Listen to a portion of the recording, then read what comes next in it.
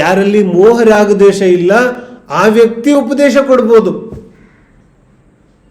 ಯಾರಲ್ಲಿ ಪಕ್ಷಪಾತ ಇದೆ, ಒಬ್ಬರ ಬಗ್ಗೆ ರಾಗ ಇದೆ, ಒಬ್ಬರ ಬಗ್ಗೆ ದ್ವೇಷ ಇದೆ, ಉಪದೇಶ ಕೊಡ್ಲಿಕ್ಕೆ ಹೆಂಗೆ ಸಾಧ್ಯ ಇದೆ?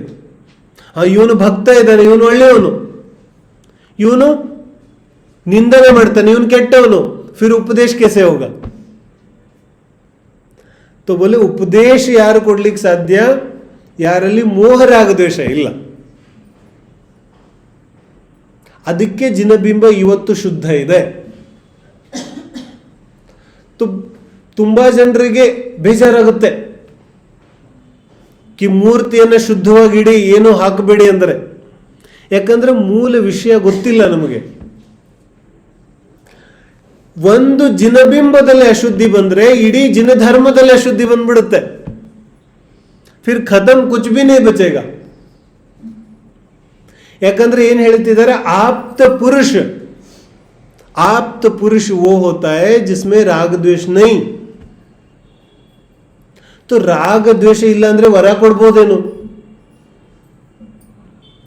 ಮೋಹ ರಾಗ ದ್ವೇಷ नहीं है तो ವರ किसको, ವರ ಯಾರು ಕೊಡ್ತಾರೆ? तो ವರ ಕೊಡೋದಿಲ್ಲ ಅಂದ್ಮೇಲೆ ಪ್ರಸಾದ ಯಾರಿಗೆ ಕೊಡ್ತೀರಿ? ಬೋಲು. ಅರ್ಹಂತರು ವರ ಕೊಡೋದಿಲ್ಲ ಅಂದ್ಮೇಲೆ ಪ್ರಸಾದ ಯಾರದ್ದು? हम गंधोदक को प्रसाद बोल देते. ಅವರ್ಣವಾದ ಇದೆ ಇದೆಲ್ಲ. ಗಂಧೋದಕ ಶಬ್ದ ಇದೆ ತಾನೆ, ಸುಂದರ ಶಬ್ದ ಇದೆ, ಅದಕ್ಕೆ ಪ್ರಸಾದ ಅಂದ್ಬಿಟ್ವಿ. तो क्या करो?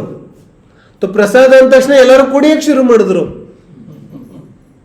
क्यों? क्योंकि प्रसाद है भाई, तो पियो. गंधोदक पीने की वस्तु होती है, लेकिन क्यों पीने लग गए? क्योंकि किसी ने प्रसाद बोल दिया तो पीने लग गए. इसलिए मैं बोलता हूं शब्दों को भ्रष्ट नहीं करना चाहिए. ಗಂಧೋದಕ ಇದೆ, ಇದರ ಅರ್ಥ ಏನು? ಗಂಧೋದಕ ಬೈ ಯಾವ ಉದಕ ಇದೆ ಅದು ಹೆಂಗಿದೆ? ಗಂಧ. ಗಂಧ ಮನೆ ಕ್ಯಾ ಹೋತಾ ಹೈ? ಗಂಧ ಮನೆ ಚಂದನ ಹಾಕಿ ಎಲ್ಲ ಹಾಕಿ ಕೊಡೋದಲ್ಲ ಗಂಧ. ಗಂಧ ಮನೆ ಹೋತಾ ಹೈ पाद मूल का धूल, जो जिसको चरण रज बोलते हैं हम. तो चरण रज को माथे पे लगाया, इसका अर्थ हुआ अरहंत के सानिध्य को पा लिया. ಅರ್ಹಂತರ ಸಾನ್ನಿಧ್ಯಕ್ಕೆ ಬಂದಿದ್ದೀನಿ. ಯಾರದ್ದಾದ್ರೂ ಕಾಲನ್ನು ನಾವು ತಲೆ ಮೇಲೆ ಇಟ್ಕೋತೀವಿ, ಇದರ ಅರ್ಥ ಏನು? किसी का भी पैर माथे पे रख लोगे? बोलो. ಒಬ್ಬರ ಕಾಲನ್ನ ತಲೆ ಮೇಲೆ ಇಟ್ಕೊಂಡಿದ್ದೀವಿ, ಇದರ ಅರ್ಥ ಇನ್ನ ಆ ಸಾನ್ನಿಧ್ಯವನ್ನು ಬಿಟ್ಟು ಎಲ್ಲೂ ಹೋಗೋದಿಲ್ಲ. तो गंधोदक रोज लगाने का अर्थ होता है अरहंत के सानिध्य में ही रहूंगा. ಆಪ್ತ ಪುರುಷನ ಸಾನ್ನಿಧ್ಯದಲ್ಲೇ ಇರ್ತೀನಿ. ಸದೋಷ ವ್ಯಕ್ತಿಗಳ ಉಪದೇಶ ಕೇಳೋದಿಲ್ಲ. ಯಾರಲ್ಲಿ ರಾಗದ್ವೇಷ ಇದೆ ಅಂತವ್ರ ಉಪದೇಶ ಕೇಳಲ್ಲ.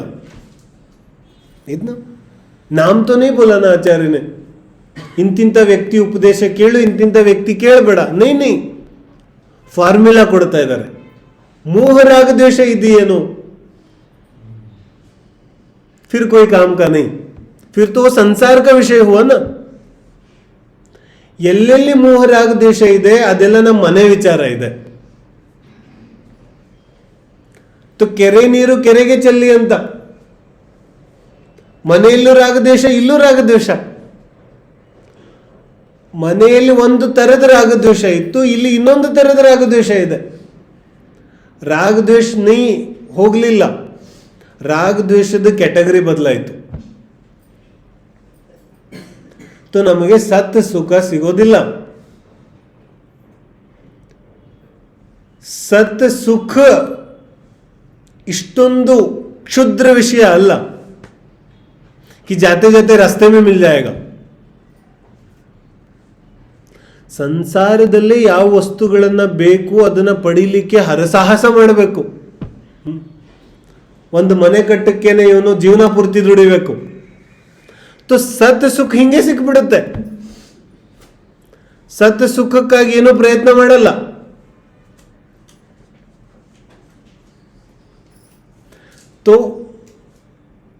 ಯಾವಾಗ ಗಂಧೋದಕ ಹಾಕೋತೀವಿ,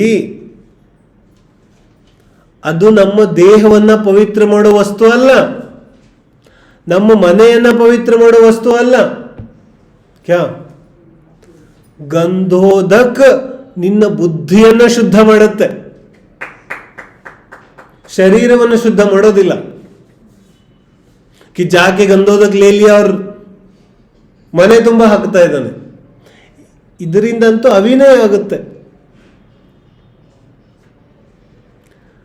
ಗಂಧ ಮಾನೆ ಹೋತಾ ಹೈ ಚರಣ ರಜ.